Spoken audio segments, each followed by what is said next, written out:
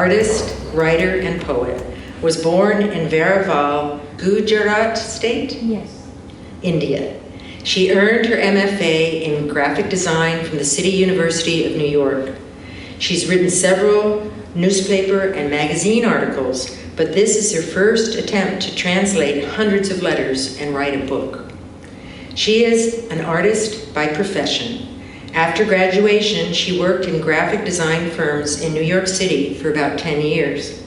She designed many album covers of famous singers such as the Beatles, Tom Jones, Engelbert Humperdinck, Aretha Franklin, Quincy Jones, Mantovani, and many hip-hop artists, including Grandmaster Flash, the Furious Five, and the Sugar Hill Gang.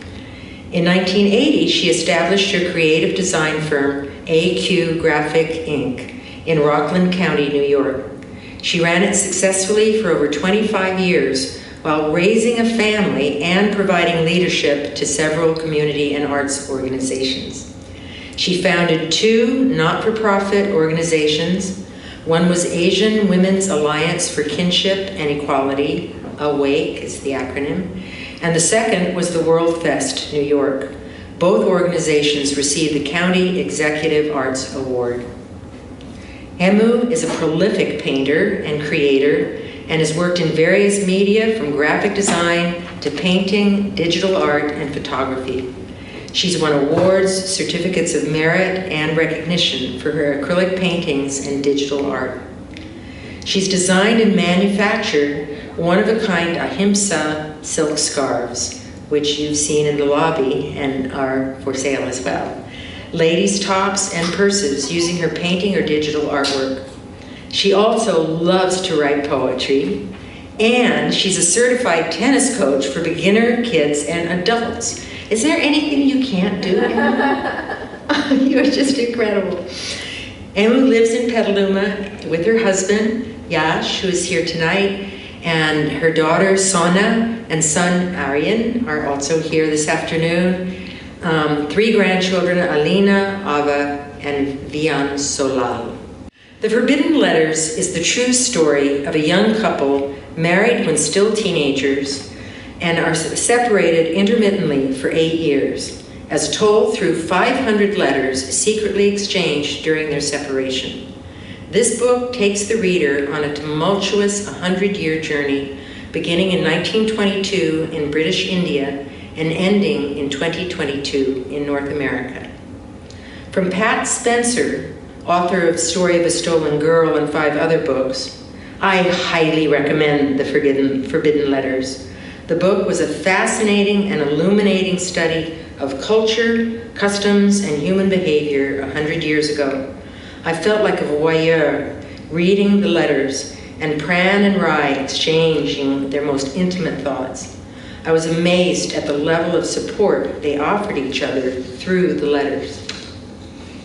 So along with the video this afternoon, there'll be selected readings from the book, read by Hemu's daughter, Sona, and then a talk by Hemu about the book.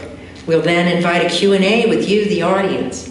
After, we'll reconvene in the lobby for book sales and signing, along with Hemu's beautiful scarves. And I'm honored to introduce Hemu Aggarwal to the stage.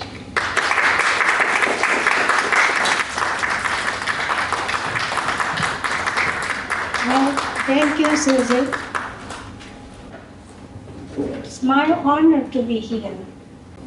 I will give a reading from the book before, then my daughter will read some of the letters. But very first we're going to start this 1-minute video which gives you a very, very brief summary of this book. The Forbidden Letters is the true story of a young couple married when still teenagers and then separated for 8 years while the boy went away to college and the girl stayed home with her in-laws. The story is told through 500 century-old letters. These letters bring to life the couple's powerful love, the agony of being apart, the suffocating rules of a joint family, and the difficult condition of women. The couple eventually breaks away from the shackles of the joint family and raises their offspring to chart their own destinies. This book takes you on a tumultuous 100-year journey beginning in 1922 in British India and ending in 2022 in North America.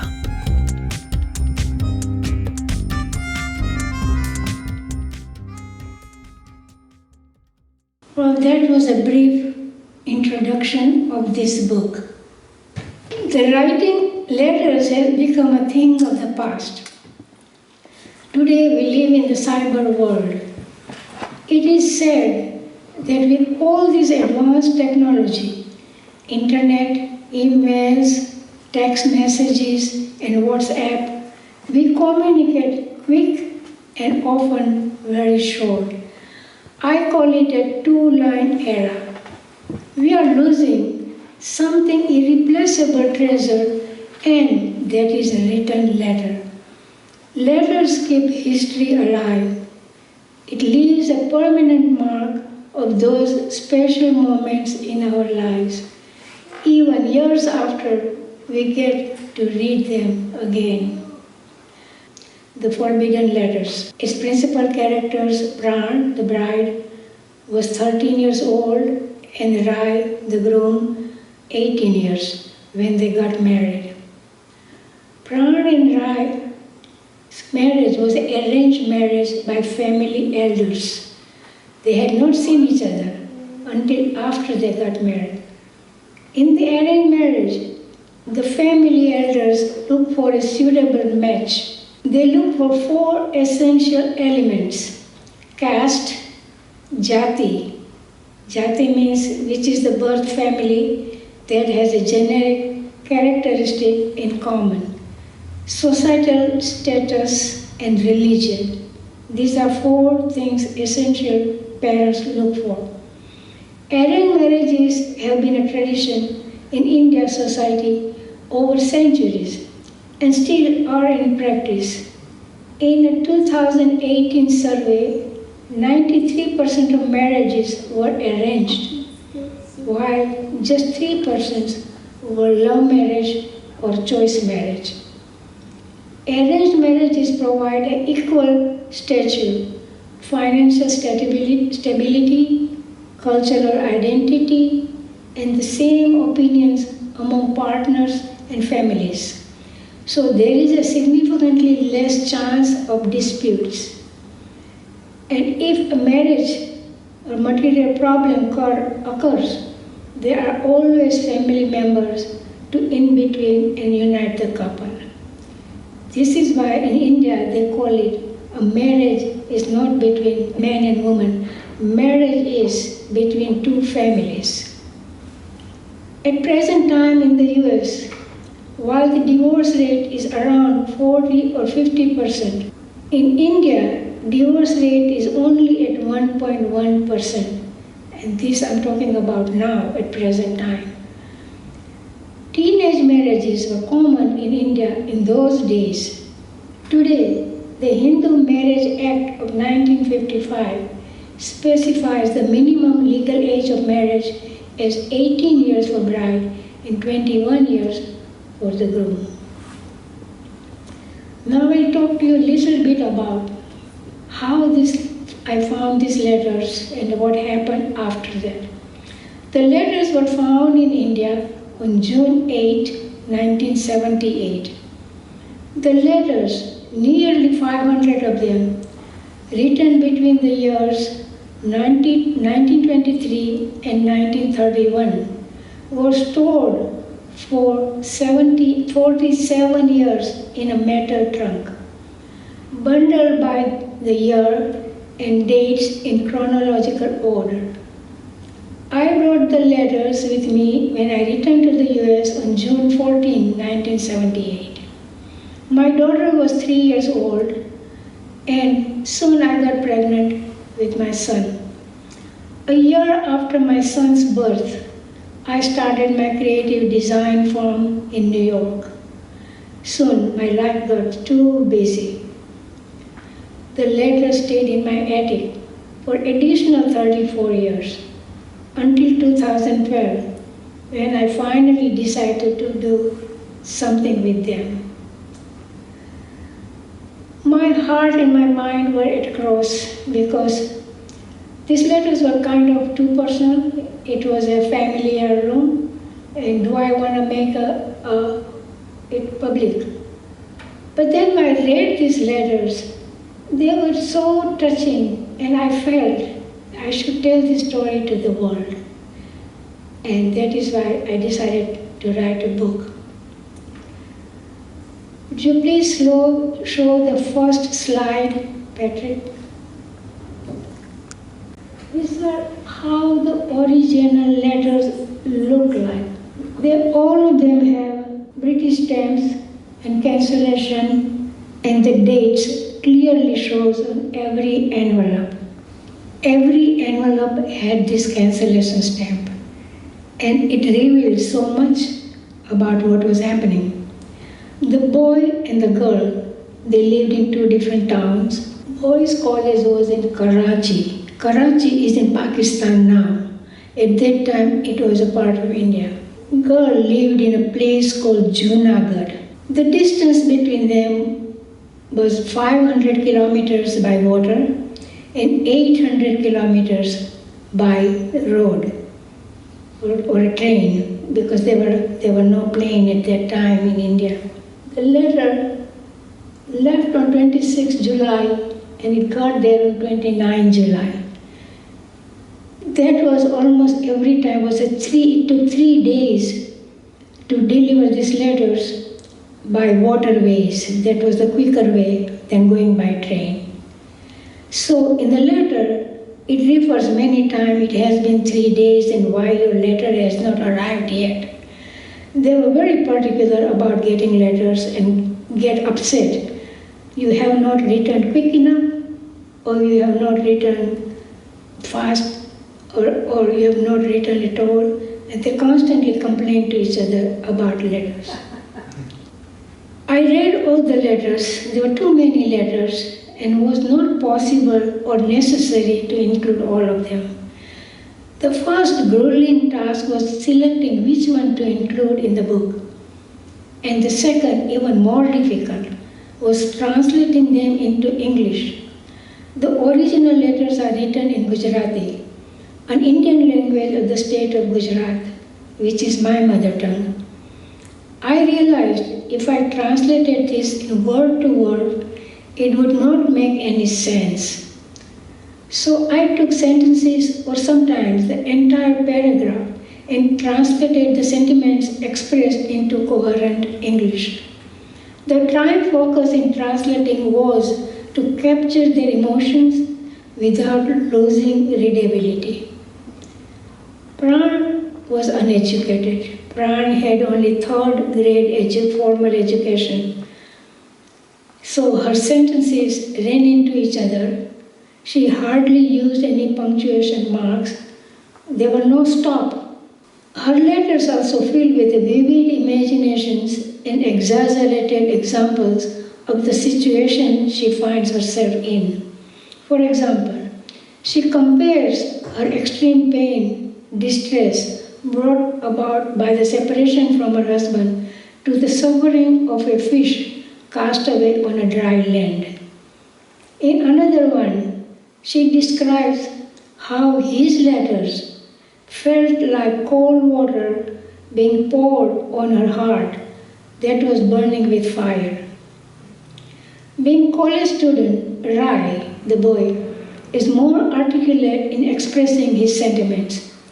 He became her mentor, guiding her to read quality books and asking her to describe the characters and moral messages of those books.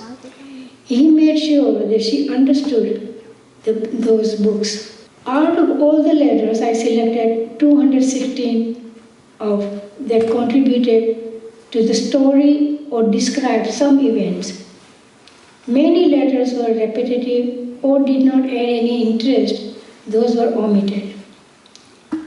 I also spent considerable time doing research for the narrative part of the book. I wanted the reader to get a glimpse of India its traditions, its festivals, the details of Indian weddings, and people's daily life in those days. I explained the Jain religion the couple followed to understand their character. There is one letter in the book in which Rai writes that one night he found bed bugs. Being Jain, he would not kill them. Instead, picked them up carefully, went outside and released them. He kept doing this during most of that night, even though his exams were next day. Every life is sacred in the Jain religion. They don't kill even mosquitoes or any living creatures.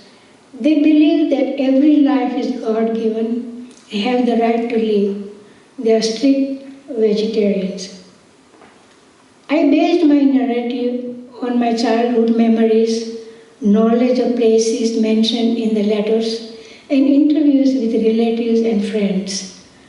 For example, their firstborn's death is not mentioned in the letter, or how Pran dealt with the smallpox is not revealed, but I learned about those incidents from our relatives and family friends.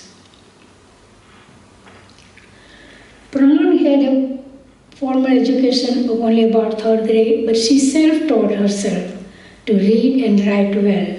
She was an avid reader. She loved to read historical books, and she constantly was reading and teaching herself. Rai, on the other hand, had finished high school and was enrolled in engineering school.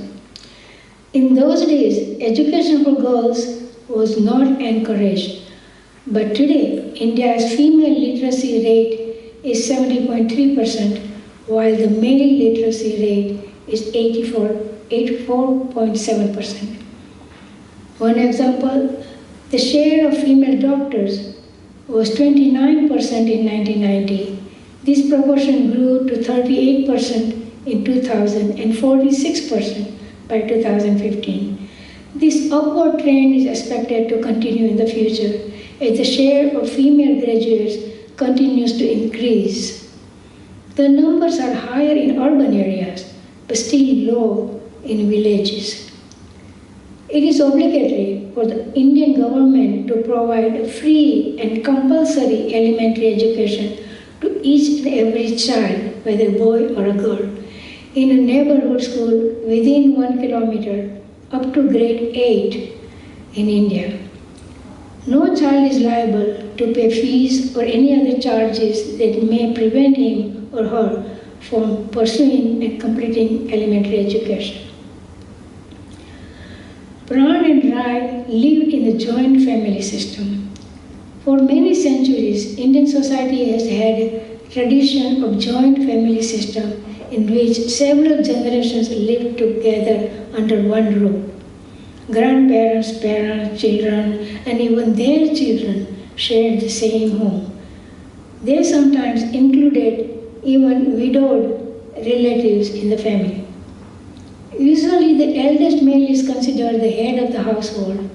He manages financial matters and any significant decision concerning family members, including their education, careers, and their marriages. The most senior woman is in control of the assignment of the household duties to other women. Advantage of joint family system is financially. It was viable as each member, especially males, contributed as per their income. So there was no overburden on anyone or worries about supporting their own family. Regardless of each member's contribution, they received equal care and support. Young children benefited the most. They learned how to behave and respect their elders from other family members, like grandparents, uncles, and aunts. Several other family members loved and took care of children besides their parents. There were no babysitting expenses.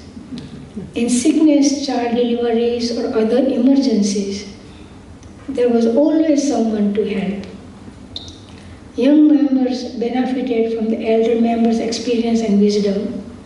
Everyone gained from sharing resources, knowledge, expertise with others. It doesn't mean it don't have a disadvantage with joint family system. The disadvantage of a joint family system is that it curtails individual freedom.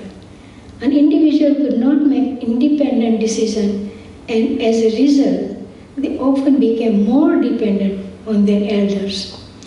The younger generation had to accept elders' decisions, even if they affected their own life, or even if they did not agree with decisions. As a human nature, jealousy and quarrels among family members regarding equal work, sharing, or financial contribution to share the shared food sometimes was becoming a problem. Young married women had far more restriction than married male members. They considered family needs and welfare far more important than individual needs or desire. The letters reveal much about their life during their 8 years of intermittent separation, social conditions, and women's status in the era. They also describe the unbearable pain of separation, suppressed desires, and a life under a joint family system with its taboos and strict rules and regulations. But the fascinating elements among all the turmoil is their genuine love and deep understanding of each other.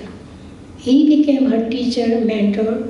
She became his advisor and guiding light. As you heard one letter from Pran, even though she was hardly educated, but she had a wisdom to guide her husband not to quit school, but continue and why he should continue. And she had a foresight to see what's going to needed in the future. And even though she did not have a children, she was concerned about her children's future. And she knew the education can give them that life that she wanted. The book is full of many events taking place in this couple's life.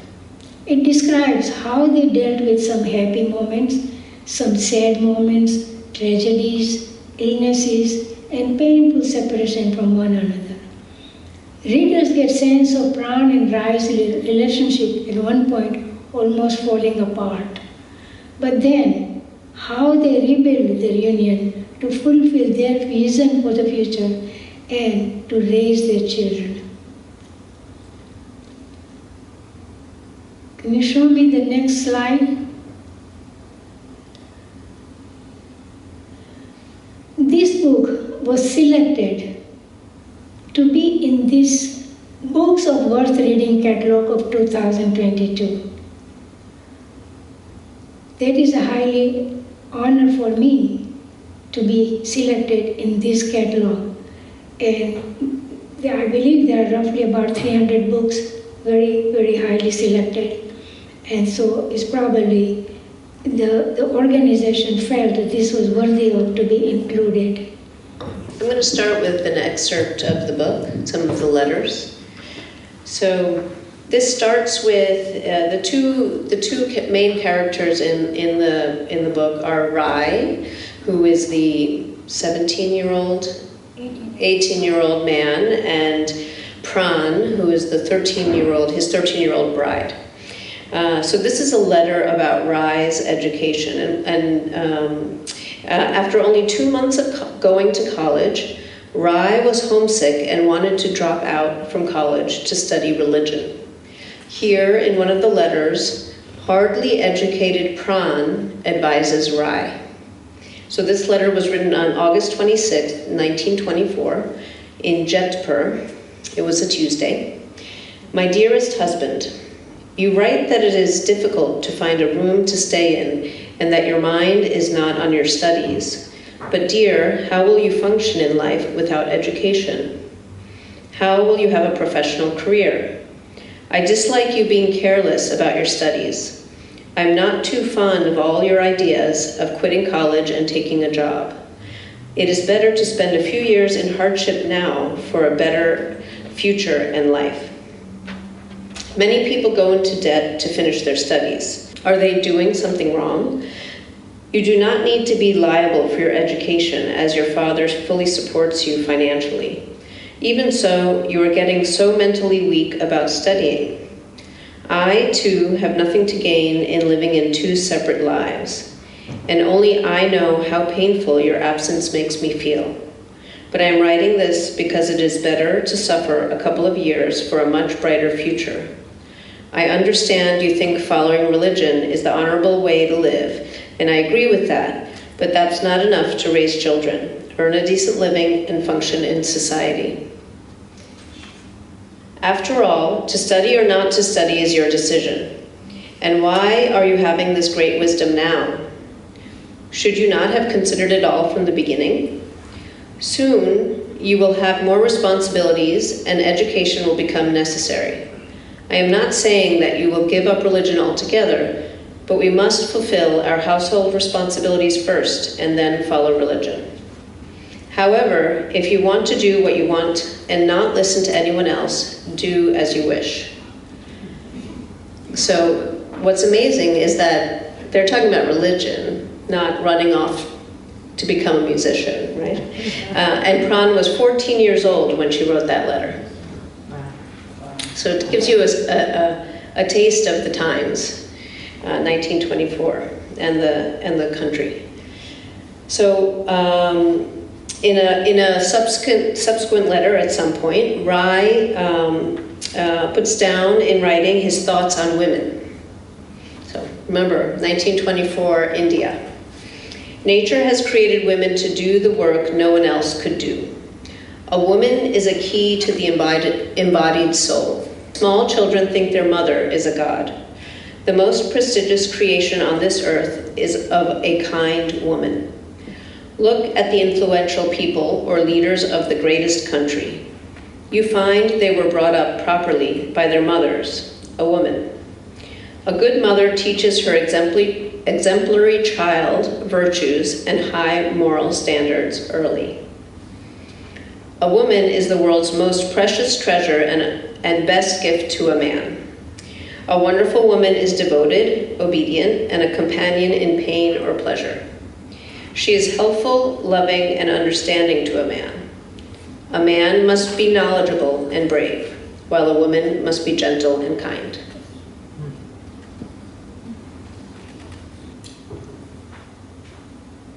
I just want to take 1 minute before I open floor for question and answers.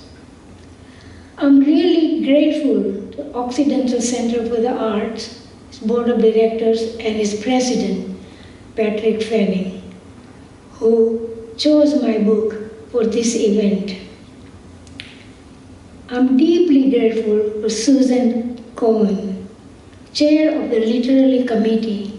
In my opinion, she's a Wonder Woman.